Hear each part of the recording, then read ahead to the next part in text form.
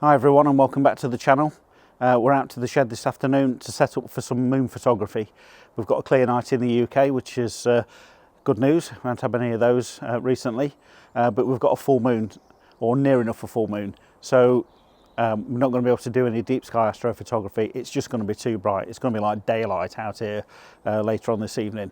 But we can get a high-res detailed view, a full disk image of the moon, and I'll show you how to do that in Photoshop and with a bit of trickery in stacking as well. We'll also throw a video camera onto the big scope, and we'll do some high-res video imaging as well, so we can get some detail. Tycho crater, maybe Copernicus, who knows. Yeah, let's give it a go. So put the kettle on, make yourself a brew, put your feet up for 10 minutes and see how this turns out.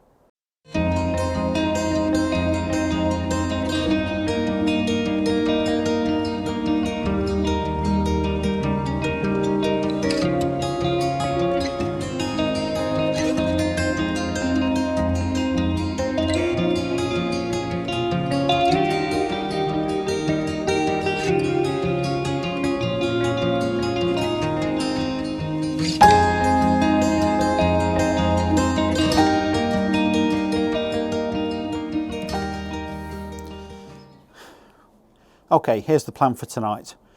First thing we're going to do is bolt an f6.3 focal reducer onto the back of this telescope and then attach a Canon DSLR to it. Now that equipment's going to give me the chance to get a full disk image of the moon in one go, and it's also going to be able to help me reveal some of the colour of the surface of the moon, which you don't normally perceive when you view it from Earth, and that's because that colour gets washed away with the harsh sunlight bouncing off the moon. The second thing we're going to do is put this video camera into the back of the telescope and shoot some high frame rate, high resolution video on features on the moon such as Tycho crater or Copernicus, and we'll be able to download that video, stack it and resolve one image from say 1,000 frames. Now that process helps us cancel out some of the effects of the Earth's atmosphere, because whenever you introduce high magnification into your imaging train, when you're taking pictures of stuff in space, you do get the effect of the Earth's atmosphere, and this technique helps to cancel out some of the effects of that and helps you get a decent image at the end of it. So fingers crossed for tonight. I hope I've got something worthwhile sharing at the end of the video. Let's see. Catch you later.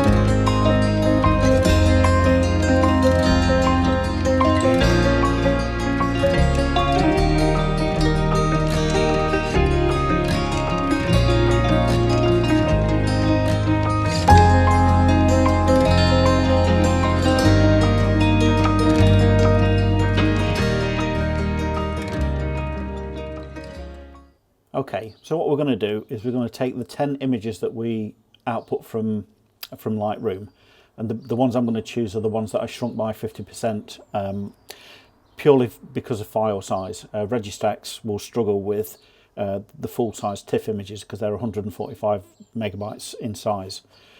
So let's make a start. So load up Registax and select the images that you want to stack.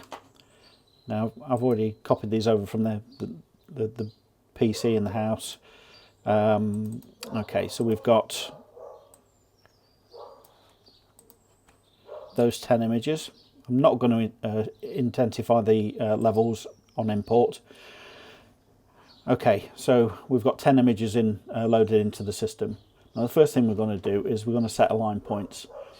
Now these align points help the computer align the pixels from each of the individual pictures to form one stacked image.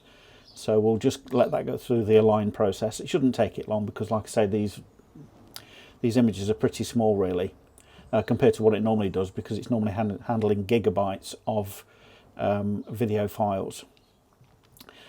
Okay, it's finished its alignment. We'll set limit.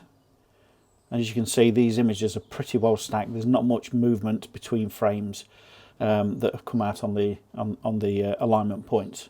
So we can now stack them. Hit the stack button, wait for it to finish its process.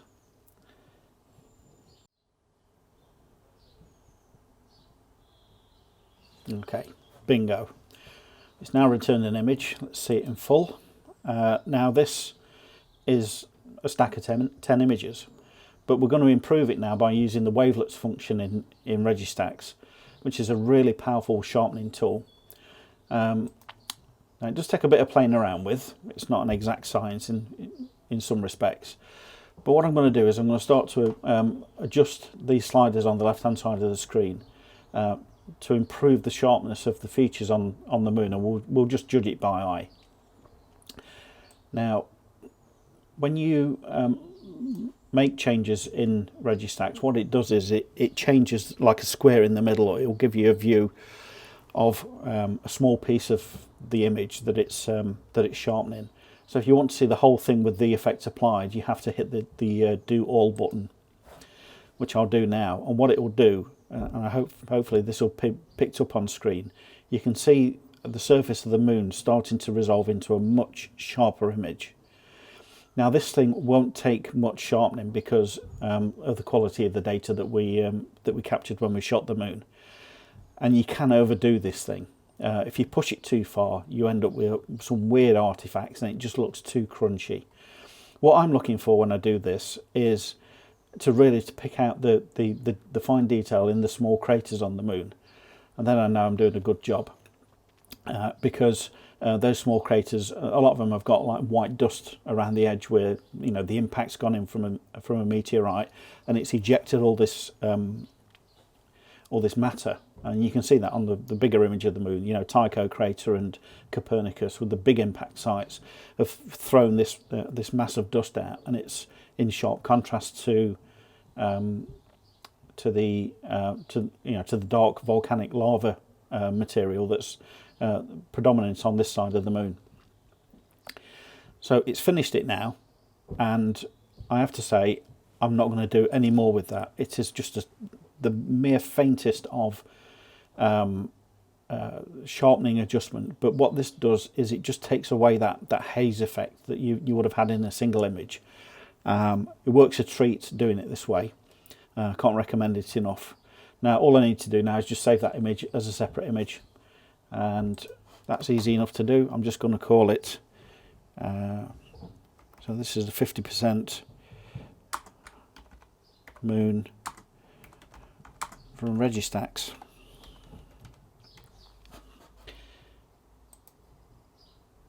Happy days. There you go. That is a high quality, high definition, full disc image of the moon taken with the DSLR straight through a Schmidt-Cassegrain telescope. And yeah, the image size on this thing I can print out to pretty much paper my bedroom wall. The quality is that good.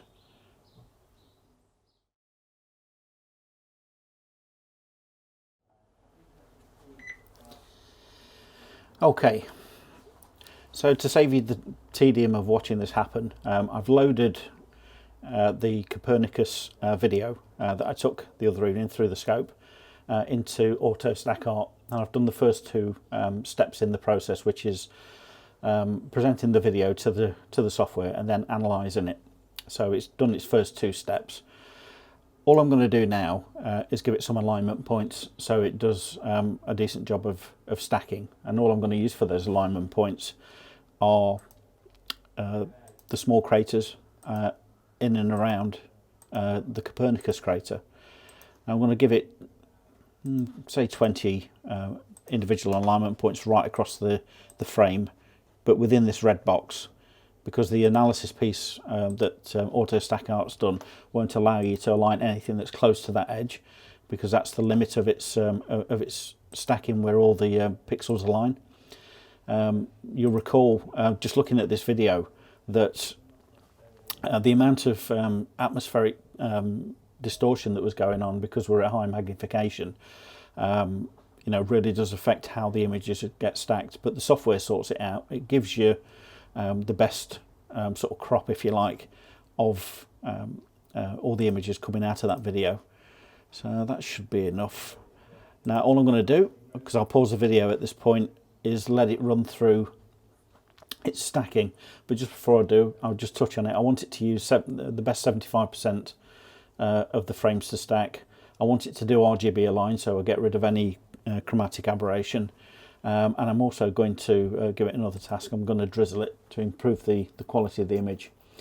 Now I've got this set up so once it outputs an image, it's going to chuck it straight into Registacks, because it's the Registacks Wavelet's sharpening tool that really is worthwhile using. You know, it just helps clean up the image at no end. So let's set this running and we'll come back to it in a sec.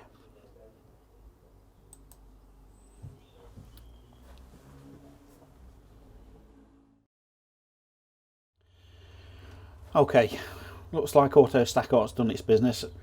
I'm just going to force it to send or resend the image to Registacks so I can do the sharpening. Okay, so let's see what that looks like. Let's close that down, put you to the back.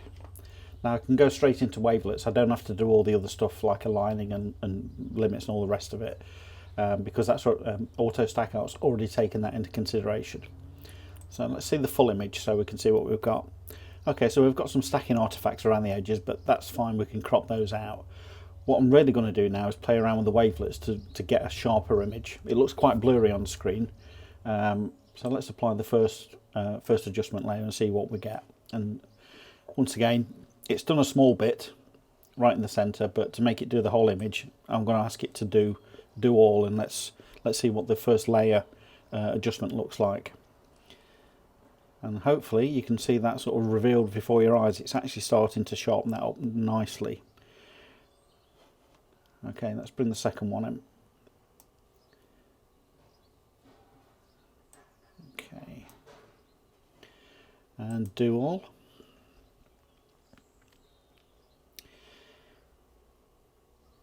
Yeah, that's looking pretty good actually.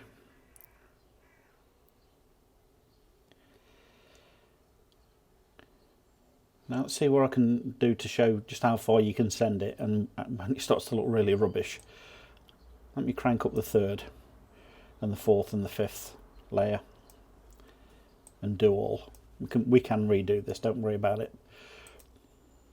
So as I said, this is a really powerful tool, but you can go too far with this wavelet correction.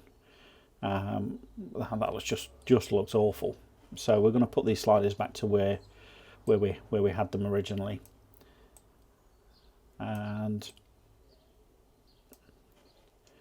just do it all again. That's looking much better. Now, as you can see on screen, I mean, we shot this with a colour camera, but you can't see a lot of colour. There is colour there. What we're going to do, I guess it's in reverse of what we did with the full disk image. We'll take this image now back into Photoshop and do a bit of noise reduction, because there will be some, but we'll do some colour reveal as well. I'm not adding anything, all I'm doing is revealing. So, you know, keyboard warriors out there, I don't sit and colour these things in.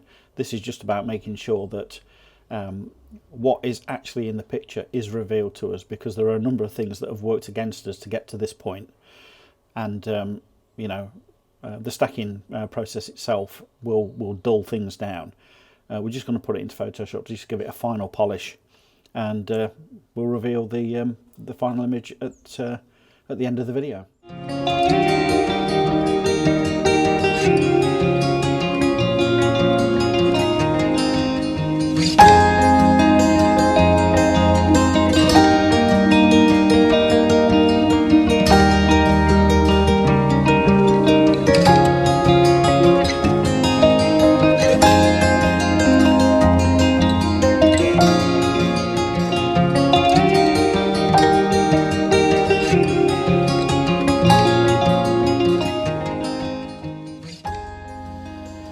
Okay, that's it for this week's video. I hope you enjoyed it, and I hope it's given you some inspiration to go out and shoot the moon. If you like the video, give it a thumbs up. If you'd like to leave a comment in the comment section, then please do so.